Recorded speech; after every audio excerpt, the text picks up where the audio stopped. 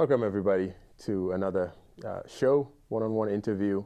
And our guest today is Hunderra aka Ali Hunde, we call him. He's currently the business director at Medipulsi. He's a former MC turned youth worker, turned recruiter, turned HR professional, and born and raised in Koivikula, Vantaa, here in Finland. And Hunde, it's a pleasure to have you. It's a pleasure to be here. Yeah, to tell us a little bit about your life and how you got here. Let's start with your background. What's your background? Right, so like you mentioned, I was born and raised in Vantaa, Koivukila. Stayed there pretty much until I was of age, 18 years old. My parents came to Finland in the mid-70s, so they're pioneers when it comes to African migrants in Finland. My father came here as a PhD student at the University of Helsinki, and both of my parents ended up staying over here, as well as my two older brothers, who they were really small. They were born in the early 70s. The earlier half of the 70s, they came over here as toddlers. So I was the only one who was born here with three brothers. Whole family ended up staying over here. Both of my parents did their PhDs in the University of Helsinki, and yeah. Why Helsinki out of all the places? Because for me, the first time I heard of Helsinki was in some skit or comedy skit or something, and they just referred to how cold it was in the north of nowhere. Right. Yeah, my father. This is really interesting because I think it was 6th grade. We had to do a biographical project. I think it was for English or history class, and I did one about my father. Fortunately, I don't have it anymore because this was back in 1998, so the computer I did it on is nowhere to be found. I hopefully will find it at some point from some attic, but so I did like a very extensive biographical work of my father, and he had been in France for some time in the 60s as an exchange student. When coming to Finland, I think he had applied for scholarships or stipends from other countries as well, but he happened to receive one here in Finland. I think he did receive some from other countries as well, but this was the only country where they let him take his family with him. So he wanted to have his family with him, and that included my mother and my two elder brothers. So then Finland it was. Of course, this interview is about you, but this is quite interesting to hear moving here to Finland in the 70s, where I've heard stories of black people moving here and people stop you in the streets and scratch your skin to see if it came out. They used to like touch my mom's hair in the bus, and and it was, I guess you could say it was a bit more of an innocent ignorance back then. Because there really wasn't an influx of migrants, especially people of color in Finland back then. So you can't compare it to the sort of dynamics taking place from the 90s onwards. But definitely there was a sort of foolishness, ignorance, even to a certain extent prejudice prevalent. But it was more of like a ignorance and sort of also in some cases inquisitiveness. Right. What was growing up like in Koivikula? Right. So I was born in the mid 80s, 1986 to be exact. When I was born, when my family first came to Finland, you only had the biggest sort of group of migrants that had come to Finland were people from Chile, right? So you had Pinochet, and then you had some political asylums from Chile. And my brothers actually had some Chilean friends growing up. When I was born in the 80s, you really didn't have any other groups of migrants except for the Vietnamese who had come in the 80s. So growing up, especially, I went to kindergarten when I was pretty young. So growing up, it was pretty much me and a bunch of white people, right? That's what it was.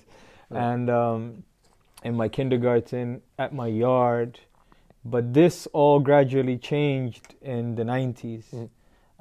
You had refugees and migrants coming from parts of the Middle East, African countries, Somalia especially, in the early 90s. So then things started to change. And that's when I think one of the most foundational moments for me, when I sort of noticed or realized, acknowledged that I was black, was must have been something like 6, 7. And up until that age, I had pretty much hung out with only white friends, right? Except for my family members. Yeah. I had some cousins and things like that in Finland. But then we were hanging out with my friends who were all white. And at this point, you had like the first groups of Somalis who had come in Finland. And, you know, there was some resentment already towards them because this was an economic downturn in Finland. And early 90s. Right, early 90s. You had the breakup of the Soviet Union and that affecting Finland and so on and so forth. Other factors as well. So my friends had told me, there was discussion about these newcomers in Koivukila, and they said that, but Hunde, you're not like them. You're not even that black, right? So this is what sort of differentiated me from the and that made me. I don't know. It made me feel very awkward. I didn't know how to put it in words at that point, but then. It's because this was early 90s and it stuck to me even until now, right? So from there onwards, and then especially going on to preteens, I started more and more identifying myself with the newcomers and the groups of migrants that had come, and that really had an effect on me and my identity and sort of what I took interest in and so on and so forth. Right. This is quite eye-opening because from the time you were born to 6, 7, you're only hanging out with a certain group of people. Pretty much. Even though you were different, you couldn't realize maybe what that meant. And then all of a sudden this change. Right. And my question here is, clearly you didn't go back to visit in Ethiopia where there were more people who perhaps looked like you. So was it a choice that you guys didn't go back that much, or and how has that affected you? My parents did visit Ethiopia not very often. This also had to do with certain political unrests taking place in Ethiopia. Also the fact that there's actually, I still have a Helsingin Sanomat article, not even an article, but a small clip about my father whose citizenship was denied. Citizenship application or passport application was denied. No, Ethiopian. This was due to political reasons in the early 80s, and that was one of the contributing factors of why we ended up staying here in Finland. But these factors played a role in the fact that my parents did not visit very often. My mom and my two brothers, visited like mid to early 90s. I was pretty young back then. That's why I wasn't taken. And then moving on into the late 90s and early 2000s, I think there was only a handful or a couple times that either my father or my mother visited Ethiopia. Right. So, we didn't visit very much, but then as an adult, I've visited only once though. I'm planning on going again. Okay. It was also a very pivotal moment in my life, visiting Ethiopia as you know, a person in their early 20s. I'm sure. So there's a bunch of questions in my mind right now. Right. Right. But let's maybe take it step by step here. When you continue your schooling, coming from the background that your parents have, not that many people have parents who are both PhD holders. Right. So what kind of student were you in school? I was a pretty good student. Right. I wasn't the best in my class, but graduating from comprehensive school, I had almost a 9 average. Out of 10? Yeah, out of 10. I could get into pretty much almost any school that I wanted. Right. I started off going into, I went to high school. I started in the International Baccalaureate program in Vanta. And I did pretty well. At around 16, 17, I decided to then switch on to business college in Pasila. This was also a time when I had picked up rapping. Right. Yeah, picked up rapping, and that sort of lifestyle slash hobby had an increasingly large role in my life. Right. Which maybe then also contributed or had played a part in the fact that I didn't sort of focus in my school as much as I retrospectively think that I should have. So this is early 90s, right? No. Or high school? No. This would be, so I was born in 1986. This was early 2000s. Right? Yeah. Early 2000s. Yeah, early 2000s. Yeah, and so you started doing music. Right. And your music of choice was rap. Right. Coming from a background, a family background where both parents have PhDs. Plus not musical at all. Yeah. Which is interesting because both of my brothers are very musical. Okay. And then my brother is actually a professional musician, a percussionist. Yeah, it skips a generation. Yeah, so maybe the academics. Yeah, even though now I studied international business at the University of Applied Sciences, so I'm actually I'm the highest educated out of us three. Right. Yeah, and they've really built very extensive careers in their fields. Right. Both of my brothers. But then I've I haven't gone into academia like my parents, obviously. Right. But then I did my BBA and then looking to do my master's at some point as well. But those are large shoes to fill. Right. Like you said, not a lot of people have both parents as PhDs. Right. Right. But what was the conversation like at home? No. Was there like some sort of disappointment from the first two, and then they were like, Hunde, do whatever? No, that's a really good question. Obviously, my mother was somewhat disappointed, or you could say very disappointed at the fact that I changed from the IB program, the high school program, to business college. She really wanted me, especially knowing that I was good academically, to continue that. But I'd say that both of my parents have been encouraging in terms of trusting us children with making the decisions. Right. As far as career choices go. So there wasn't this, which is sort of stereotypical about migrant families, that doctor, lawyer, engineer, so on and so forth. That really didn't take place in our household. That's good to know, because for me growing up, my parents were both teachers, and then my dad turned into an accountant. Right. And it was just like school, that's the only way. Yeah. I played professional basketball, but my parents never watched me even play college basketball. No way. Yeah, because they were like, sports, sure. Yeah. But education is number one. So that'll make a good Hollywood movie. It's right? Yeah.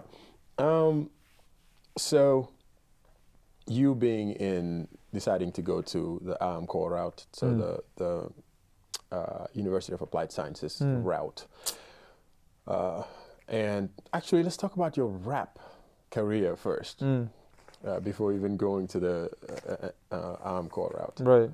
Because the time you started, when we talk about rap in Finland, rap music in Finland, there were not that many rappers. There was the YouTube as a medium wasn't. Was it even existent back then? No. Right. You didn't really have YouTube. You had things like SoundCloud, and you had like portals like Mixeri, which is like it still exists, but it's not as prevalent anymore. So you could artists in Finland from different genres could upload their music over there. Right. So you had these different services, but social media was definitely not what it's now. So my question is, why rap music, and what impact were you trying to get out of that? Right. Yeah. Well, something I didn't mention was that I went to an English school, so an international school in Tikkurila. So basically, from first grade, I studied in English, right? I had a bilingual upbringing in that case, or educational upbringing, and our class was very international. We didn't have a lot of students, even from we had some, but not too many sort of native Finns, or what you could call white Finnish people. And even if there were, many of them were, from expatriate families or families that had been, migrants to overseas and so on and so forth. So growing up in that international background, plus then the fact that I had this influence from the migrant groups that came here, hip hop, R&B, that was it was people that you could identify with, in terms of the way that they looked, and obviously the rhythm, you could feel that as well. So it was a natural choice. Not to say that I didn't listen to other genres of music when I was younger. I did, but then hip hop was something I could identify with the most. Right. Yeah. Did you have any sort of advice from career counselors as to which direction to go? Did they try to steer you out of music, for example, or? No, not too much. And the thing was, our school was such a small school, and this is something that maybe is harder to identify, or sort of. My experience in the Finnish school system was unlike the experience of many others because of the fact that I came from this international school, which was really small. We only had one class per year, and it was very international.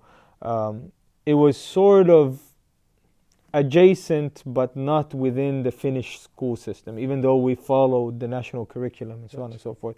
So I didn't experience some of the similar negative experiences.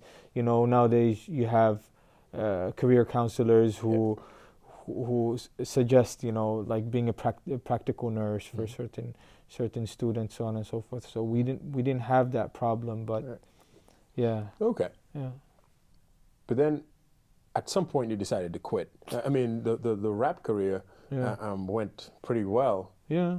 I think you mentioned earlier that your last show, for example, maybe you can talk about that. Yeah. So we did an album, which back then it was like you had to actually produce stuff and you had to print things, and so we did an album which was not very common at that time at all. There were people who did music but might have not published anything. So we actually did an album. We had it mastered professionally, and we had a professional photographer take photos for the album and had a photo shoot and everything. We started having shows, and then we started to have clout, as they say nowadays, right? And one of the last shows I mentioned to you earlier that we did was at Rauma Mere Juhannus, right? So this is this big midsummer festival in Rauma, and we performed over there to a crowd of like about 5,000 people. And this was one of the bigger shows that we did. We did also clubs in different venues here in Helsinki, as well as abroad. Not abroad, but I mean outside of Helsinki.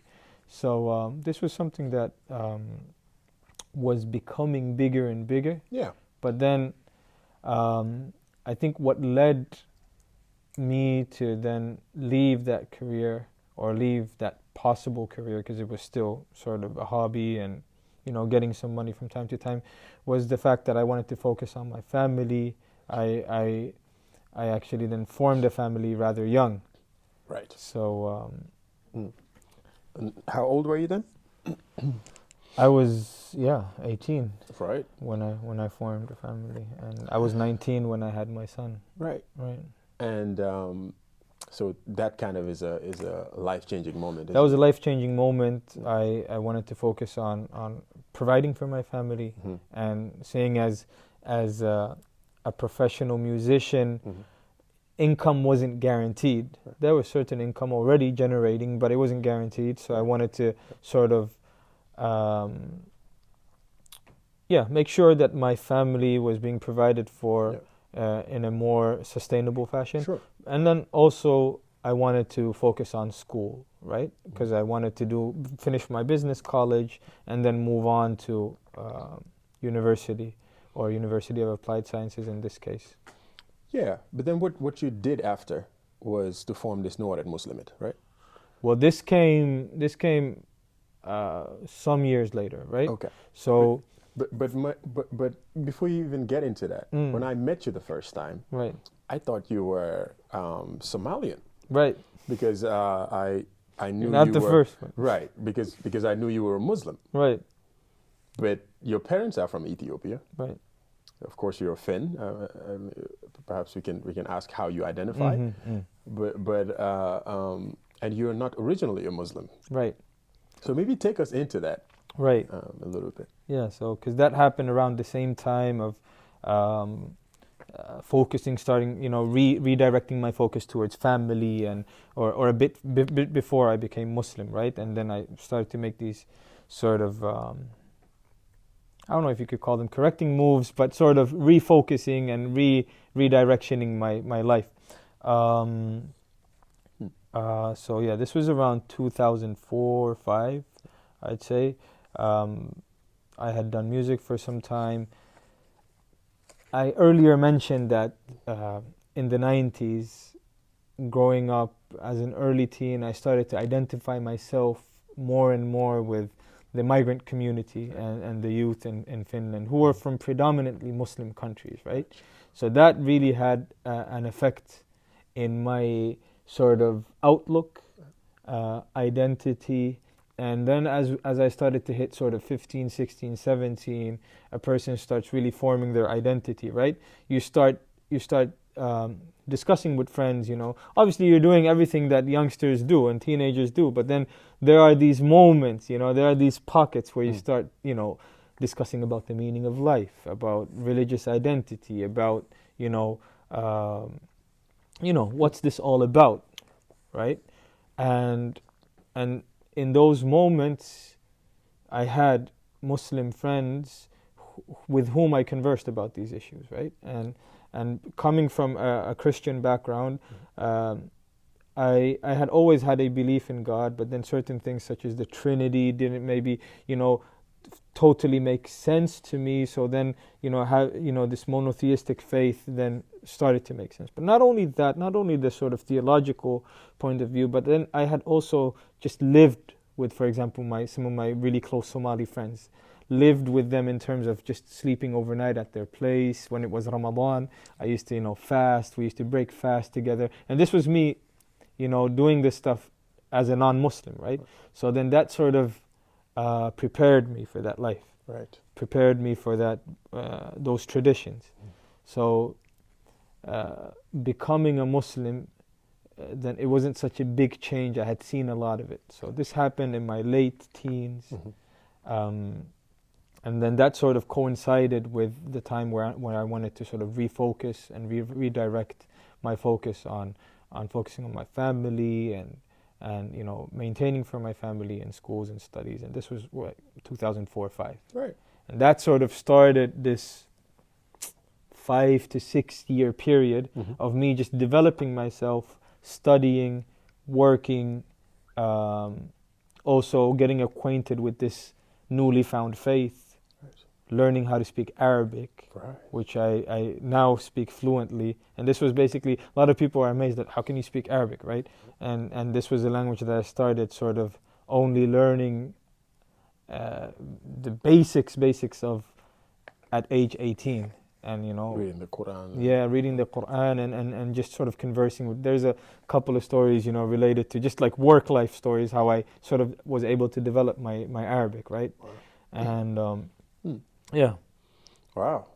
Pretty cool. And from there, during that period as well, you guys decided to form the Hunderra Muslim. Yeah, well, this was like towards the end of that period, maybe Right. 2011. So after that 5-6 year period, I had started I had finished my college, so I did my vocational in business and it's called a vocational qualification in business administration. I specialized in customer service and marketing, started working. I did my national service, I did my civil service, and then I started moving towards this University of Applied Sciences. And then at that point, there was a group of friends, Muslim friends from various parts of the world, and we sort of saw the need for a sort of faith-based youth initiative. We wanted to provide a safe space for Muslim youth where they could come and, you know, discuss, network, but then also do like recreational activities like play football, go camping, do different sorts of just, you know, regular activities in a safe space.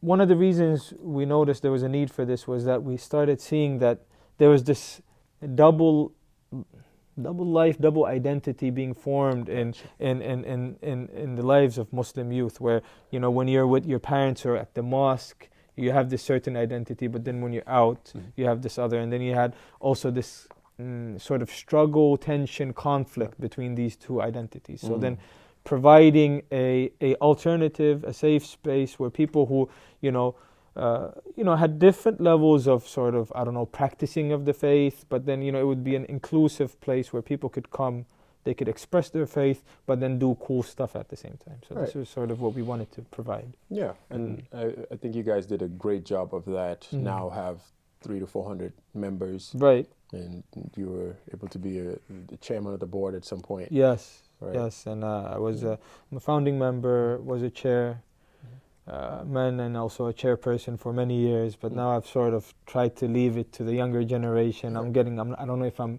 so young. The name of the organization is Young Muslims, so I'm not so young anymore, so I want to leave it to the younger generation as well. But definitely it's something that will always be a part of my life, and also it's something that I'll try to contribute to. And I think that's very commendable as a founding member, to be able to start such an organization, gearing people more towards the positive, instead of what has been a very negative talk on Muslims, especially young Muslim men. Definitely. If we move this to your next career move, you started working with Monik.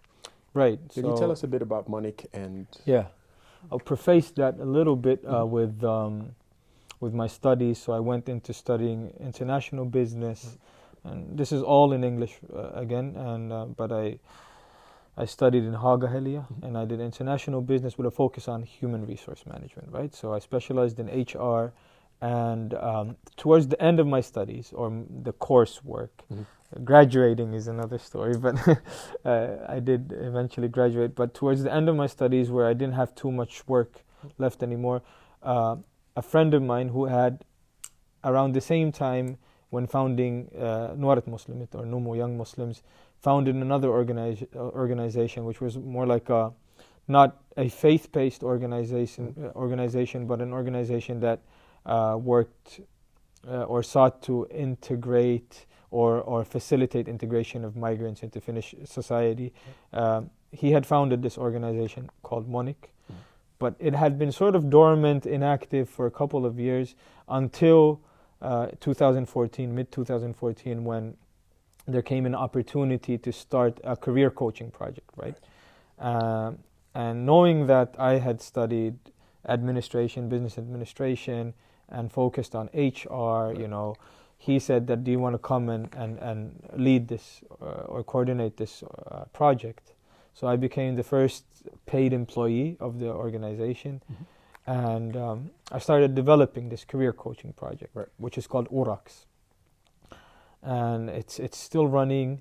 I ran it for about 3.5 years, and basically the main focus or the target of that that project is to improve the employment situation of migrant youth in the capital city area. Right now it's working in Espoo, but we started in Helsinki, then spread it out to Espoo. And this has been a really foundational moment in my professional career because I started networking with members of both the public and private sector. So we started, because obviously this was a public sector funded project, so then we started making contacts with on the ministerial level and the city level, municipal level, and then obviously since we're trying to find jobs for people, then we're making contacts with the private sector as well. So it's really one of your friends, Yallu. Oh, yeah. Right, and then I networked with him and a lot of different people, so it's been very enriching. And I guess one of the impressive things is from the time you started to around the time you left, it ended up being for 300 to 400,000 euros yearly budget. Yeah, organization. Right, starting from zero basically. Yeah, we started from very meager beginnings, and we were able to develop the organization. Right now, I'm not an employee there anymore, but I'm the chairman, and it's been a trip. Very good. Yeah. And from there, you decided to go work for the city of Espoo? There was a short time when I was doing some consulting work and just sort of like freelancing around, and then I got this opportunity. A very good professional acquaintance of mine at the city of Espoo,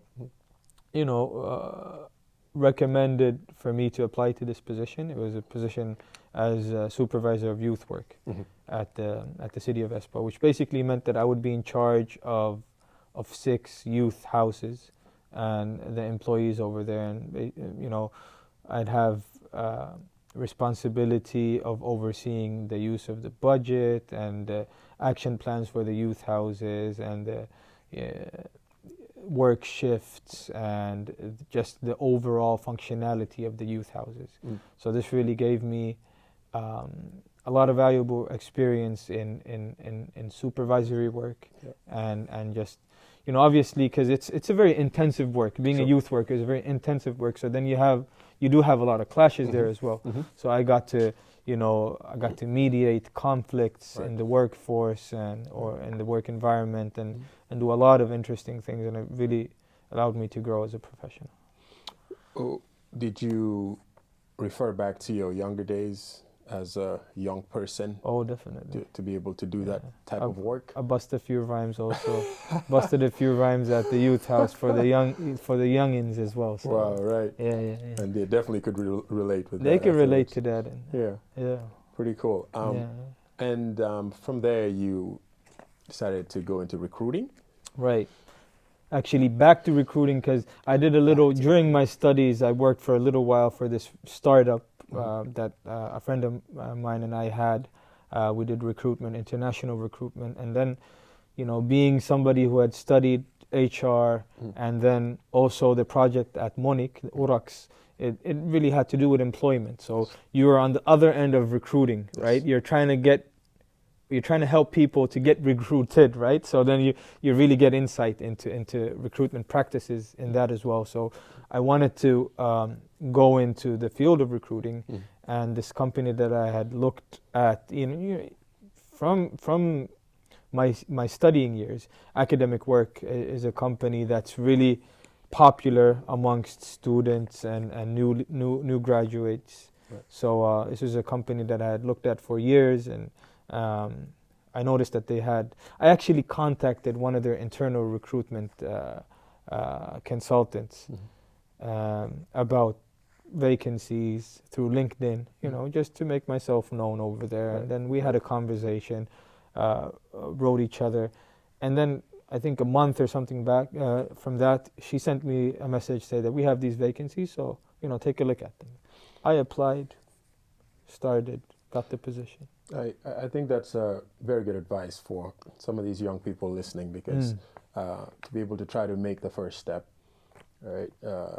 Not just wait for an opportunity to come, or not just write applications when there are opportunities and thousands of people are there applying, but then make the move to connect. I think that's... Yeah, most definitely. You need to be proactive, you know, and sort of not think too much whether, you know, this is going to embarrass you or not. Take the initiative. Right. Be proactive and build networks outside of your immediate friendship. Right. You know, a group of friends or you know, people who are similar to you. Because that's one of the impediments that sort of impede you or stop you from finding these opportunities. Because if you don't have networks out of your own comfort zone, then it'll be very hard to sort of build on from there. Exactly. Ooh, that's one of the advices. Here we go. We have a lot more to come. Take me to your current job. Right. Because I guess that's an opportunity you couldn't refuse. Huh? Tell us a little bit about Medipulse and that opportunity. So I worked at academic work for 6 months, a half a year, a bit over half a year approximately. I mean, this is an amazing company. I have pretty much nothing except positive to say about academic work, and I wasn't planning on moving on from there. But then here comes these guys, these doctors, friends of mine, who had run for a short time a profitable business, and they wanted to take it to the next level. And they realized that they need somebody to, you know, direct operations and build the company with them. So, like you said, they make me an offer that I can't refuse. So Medipulse is a company that focuses or specializes in the delivering of services in the field of healthcare, right? Especially when it comes to doctors, recruiting of doctors, providing doctors to municipalities, cities, hospitals, so on and so forth. And there's many plans in addition to that for the future. So, I mean, this is a job that allows for a lot of freedom, but then at the same time requires a lot of responsibility. Right. It's also a job where you're working with people who you feel comfortable with, who you know personally and intimately. Right. I mean, that can be a risk as well. That can be a risk as well, but you know, for now it's been a blessing. For now it's been a blessing. So I've really enjoyed it. It's very multifaceted. Do you guys usually try to recruit doctors from outside, or do you recruit doctors from within here? Within the country, that is? Yeah, I mean, mostly because the process of becoming a licensed doctor in Finland, it's a tedious process if you're coming from abroad. But I mean, we do have a lot of doctors also in our workforce who have come to Finland and then they've obtained the licenses. Right. But then that's a longer process. Right. And then also you have, which I think sadly is not covered enough in the media. You have a lot of migrant youth, people of color, or I don't want to say migrant youth, but youth who have a migrant background who are studying medicine abroad. I mean, they're Finnish youth, Finnish kids who've gone to countries like Romania, Estonia, Latvia to study medicine. And you have like tens and tens of, for example, youth of Somali heritage who are studying at this moment right now. You have maybe close to 100, you know, young adults of Somali heritage studying medicine in Romania. Right. So this is also a potential pool for recruiting. Just to segue into this, I think, or to add to your point, this could have been a great service. My fiance's dad was a doctor, medical doctor, who graduated from Finland. Right. But this is in the early 80s. Right. And he just couldn't find work in the greater Helsinki area. Right. Couldn't find work anywhere. He had to actually go all the way to Kajaani to set up his own practice there. Wow. And little by little, he started to get clients and customers. And I think this could have been a very good offering at that time. Oh, definitely. Definitely. Right? So, yeah. So let's go to the interesting part now, a bit more personal. And what's your definition of success? My definition of success. Well, I think success can mean a lot of things. It's not necessarily only one. It's very multifaceted. But for me personally, success has to do with being in a place where you're able to express and sort of do the things that give you the most in your life. You're able to do things that enrich your life, because very often we're, due to various circumstances, in situations where we say to ourselves that, oh, if only I could do this, oh, if only I could be there, right? I think that a person has succeeded when they're in a position where they say that now I have actualized what I want in this life. And for this, for each person, this may mean varying things, right? You have to sort of set that goal in your life. You have to set that target in your life, and then you have to reach for it. And once you've reached that, then you've succeeded, right? So has this been the same for you? Because thinking back from your rap career, from some of the other jobs that you've had, said being the first employee with Monique, I mean, setting up Muslim RU, has it been the same thing, or has it changed over the years? I think over the years, well, definitely not when it comes to being a rapper. I was all in it.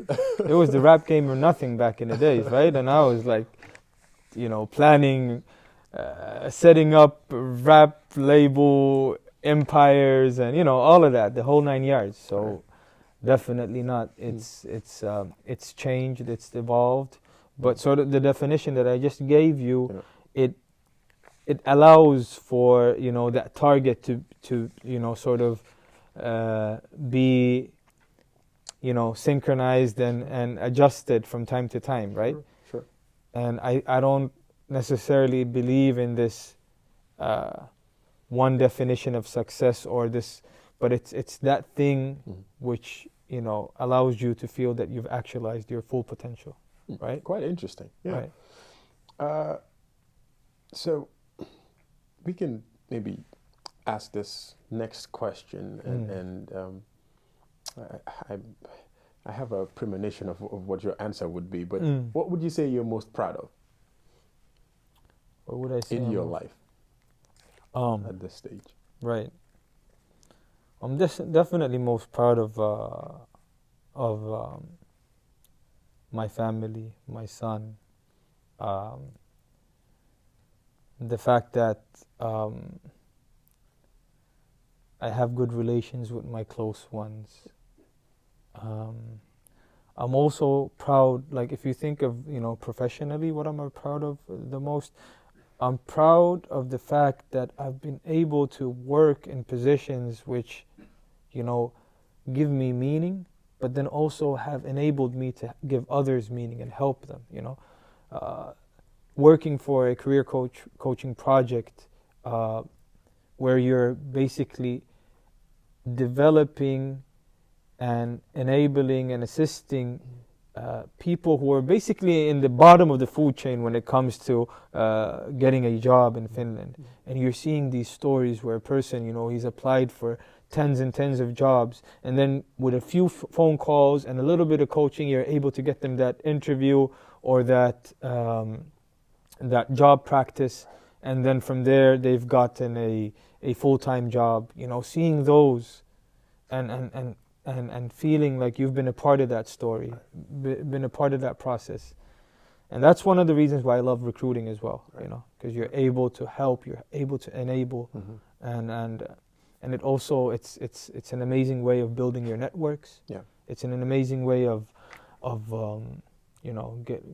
receiving fulfillment from your job. Fantastic point, because as a recruiter, right, you're dealing with people who are almost in the middle sometimes. Right. Of their life, of their careers. Right.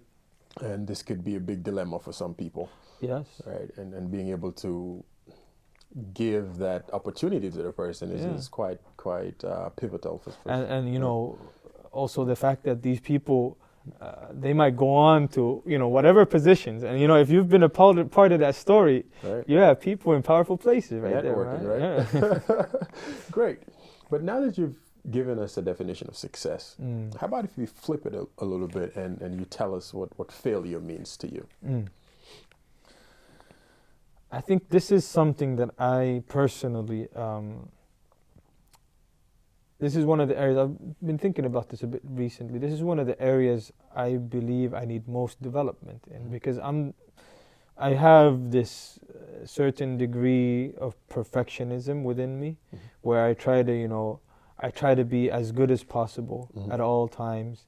And this has probably sort of caused me to steer away from failure. And my rationale is telling me that failure is a way of succeeding in the future. Right? Yeah. But then practically what I try to do is I try to avoid failure at all costs, right? Where I think I should be getting to a place where I'm not as afraid of failure as I am at the moment. So I think this is something that is an area of self-development or a need of self-development in me. I think failure, I believe it's a way of succeeding in the future. It's a means of succeeding in the future, because, you know, some of the greatest people have gone through numerous failures before becoming great, right? But therefore, what are these things in your life that you can pinpoint to as having avoided, since you're seeing failure as a development point for you, that's something you try to avoid? Right. So, for example, maybe a good way of formulating that is, what sort of opportunities have I missed maybe because of sort of as a result of avoiding failure. So I think in many cases there have been times in my life where I've been sort of given an opportunity to, let's say, engage in a business venture or a startup or something, and I've been a bit too risk averse or fearing a failure that I haven't, you know, taken that opportunity. And that almost happened also with my current job at Medipulse, because I had a really good job, right? And I was even made a counter offer in my current by my current employer to stay, right? And I could have done that, and I would have been really comfortable. But, you know, I did take this risk. This was one of the biggest decisions that I made in my professional life, and sometimes you need to do that. And I think that's also a sign of me maybe taking steps towards that direction of being a bit more, or being a bit less risk averse, and also not being so afraid of failure. That's really, really good. And my next question ties into this a little bit. As a young person, let's pick 18 years. What advice would you give yourself looking forward? Because at this point, you're doing a lot of things. Right. Right. Well, what I think this ties into one of the sort of mottos or slogans that I have in life, which is, you know, when you do something, do it to the fullest and do it as well as you can. You know, this and this might go against what I just said about, you know, taking risks and not doing things, you know, and not being so risk averse. But I really stand by this philosophy of aiming for perfectionism. Now, this may sound somewhat sort of like a recipe for failure. Yeah, maybe a recipe for failure, but also maybe it might sound like a bit too pompous and a bit too like self-righteous as well, and to a certain degree, maybe even like I don't know, too proud, aim for perfection, right? But I think it's really this culture of perfection is something that is really important in my mind, because once you try to aim for that, you're at least going to reach somewhere, right? And it really allows you to focus on what you're doing. Really allows you to give your all into whatever it is. There are some risks, there are some dangers to it as well. I once told you about this story of my art class in high school, which, because I'm not much of an art guy, I failed and left the course because I couldn't do it to the fullest, so there are some failures. You need to be able to do things. And key point of that was that you actually ended up leaving high school. Right, because of that. Yeah, definitely. But so that's, if I would want to give advice to my 18-year-old self, I would add to, if you do something, try to perfect it. But if you're not able to perfect it, then do it the best that you can, right? Do it, because do it is really, key there. Don't leave it, don't fail it. And this is something that I think a lot of, I've seen people of color in my age group, in my generation, face challenges with taking things to the end. A lot of my comrades, my friends have started a program and not taken it to the end, started another vocational education, not taking it to the end, But whatever you do, try to perfect it. If you're not able to perfect it, do it the best that you can. Interesting advice. This would be my advice, I guess, for my 18-year-old self. Okay. Shoot for the stars, and if you land, you just might hit the sky. Okay, but in order to get this perfection, what are some of these habits or routines that you have established in your life that you do? And I'm talking about now. Right. But it could be any time.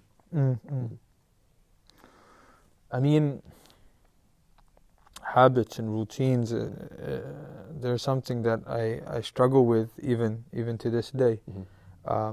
We have so much distraction in life nowadays, which it really affects how well we can focus and be disciplined when it comes to habits and daily routines and stuff like that. But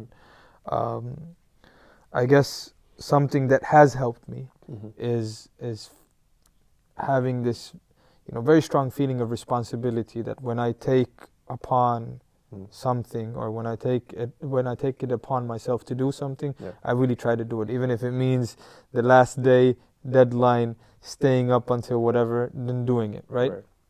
I try that to the fullest. But something that we've started this year with a group of friends, in order to develop positive habits and routines, and also to reach targets, is we've done this accountability group where we meet once a month. We set, at the start of the year, we set these goals and targets and habits that we want to achieve and do. Individual. They could be related to your career, or to your physical health, or to reading, or whatever, self-development. So that, and then also I've done these little Excel sheets for myself where I follow my progress. That helps a lot in these habits and building. I love that idea. Healthy habits. Because within your close group of friends, right? Yeah, I mean, you're as good as your network, right? You're as good as your closest. What is it? 7 friends. Right. So being able to have something positive that you're all working towards, I think it's absolutely great. Definitely. I think I'll copy that. Hopefully, you guys do too. What has been the most worthwhile investment that you've made? It can be time, it can be money, it can be people, energy, whatever. What would you say that is? I'd say, well, there's a couple answers to that. I'd say the most worthwhile investment in terms of my professional growth and my career has been, and I'd say, like right now, my the sort of capital that I have right now is the networks that I've been able to build. Especially working in the field of administration and recruitment, you're as good as your networks, pretty much, right? So the networks that I've been able to build, and then through working at Monique, through the projects that I've done, they're really key. Something that personally in my life that I'm really the most worthwhile investment, something that I haven't touched upon, is my father. He got ill in 1999. He got a stroke, and this was a very sort of foundational moment or pivotal moment in my life, because he was paralyzed, and I was 13 back then, and I also, in my teenage years, I worked with him a lot. I took care of him, and that has continued to my adult life. So in the early parts of this decade, in 2011, he moved in with my family, so with my wife and my child, and taking care of him and seeing my son also take care of him, and living, 3 generations living under the same roof. That was, even though it was challenging, I was working full time, taking care of my father as a personal caretaker, or that sort of really enriched our lives and gave a lot back to me, spiritually, mentally, even though it was physically very demanding and challenging. Yeah. Especially to be able to do that in this context. Yeah. I can relate to that.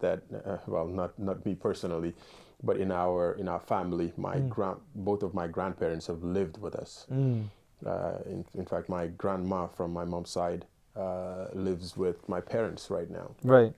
So that's the norm basically over there. Yeah. And then it's very, very different over here, and to be able to do it here is very, very difficult. Yeah. Very kudos to you. Thanks. For being able to do that. I mean, I wish I could have done more. It's very difficult, like you said, and you really need the whole village. And sometimes when you don't have that village, it becomes overbearing. But then you do what you can. A little bit. An extra question here is, what is a quote or a book you've read, or a song, a rhyme, whatever that keeps you strong and motivates you? Right. I mean,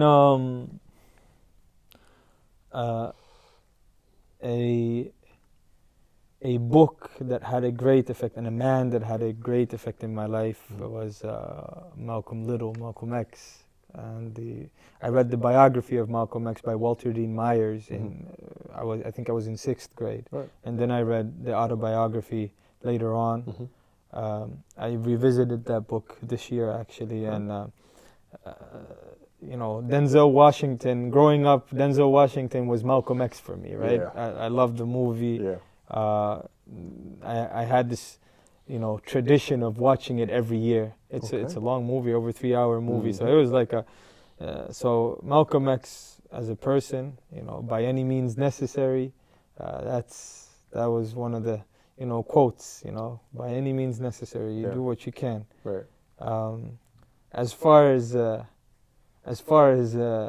lyrics come, then there was a hook that I wrote to a song, which maybe could be suitable for this context, which went, you can call me what you call me, but I know who I am. I know my place in society. Where I belong, I understand that you have a problem with accepting it. The fact that I can cope with it, that is too bad. You cannot hope for it. Hey. Right? So it's about to turn into a rap competition, man. Yeah, this track had to do with racism and prejudice in Finnish society. So and you've experienced some of that? Oh yeah, definitely. It was funny. Yesterday, actually, I commented on a friend's Facebook post about this research, I think done by a couple universities in Finland, related to some of these alternative media outlets like MV, Uutiset, or whatever you have. How some of the phraseology and language that they've used has spilled over to members of parliament, and how they've used some of the same language, related to immigration, related to foreigners in Finland in general, and so on and so forth. So I commented and I said that I'm actually starting to miss the late 90s, early 2000s racism. Where, at times you ran away from skinheads, and then when they weren't 3 times as many as you battled out, on the streets, right? Because back then, it was in your face, and this, it was, you sort of, it was, mano el mano, or, you took it out on the streets. But now it's become this politically, sanitized version of bigotry.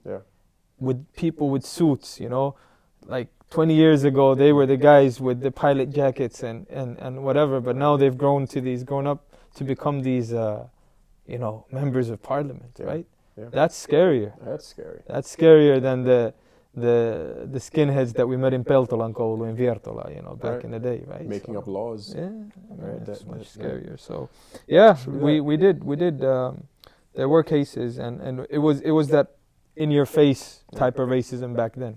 Now it's more subtle, but at the same time, but more deadly, right? Yeah, deadlier. Yeah. How do you identify yourself?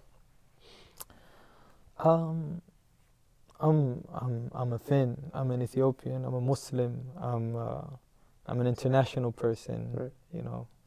I don't have one identity that I identify myself with, and I don't think it would be fair to sort of expect a person like me with my background, with my experiences, to sort of be boxed under one identity. Very good. Yeah, I love that definition or that idea. Putting your life into perspective, what would you say your legacy right now is? What you've accomplished so far?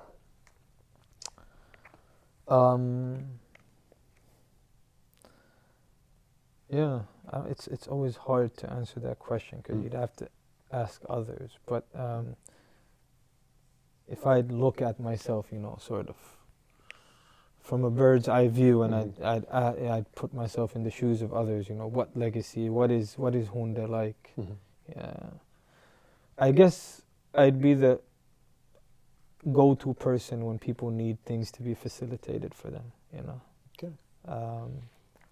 In many cases, I think I'd be a lot of people, if I disappear right now, a lot of people would say, I'd have a lot of haters, and, people, I'm sure, everybody's got them, but a lot of people would say that, that was the guy who you could go to for help when it comes to jobs, for help when it comes to fix it. Yeah. So, and I think, this also ties into my religious identity. But there's a Muslim philosopher who used to say, Fakhruddin al-Razi, he said that Islam can be condensed to two statements: worshipping the Creator and being a service to the creation. Right. So your relationship with your Creator, but then being of service to creation, to the creation. Right. So and that's what I've tried to do in my capacity, professionally, in my family, and I think that's what I'd like myself to be remembered for. In fact, the creations are creations of the Creator. Exactly. So therefore, helping them out means is a way of worshiping the Creator. Exactly. Right? So it's the symbiosis of these two statements. Exactly. And how would you want your legacy to be 110 years from now? I don't know, man. That's hopefully maybe there will be a a foundation of the Hunderra Foundation of helpers. I don't know. Hey, there's a goal. There's a target. HFH. Perfection. So HFH. You got to get to it. Hunderra Foundation of Helpers. Yeah. Dude, it's been awesome talking to you, man. Thank you, man. Thanks for being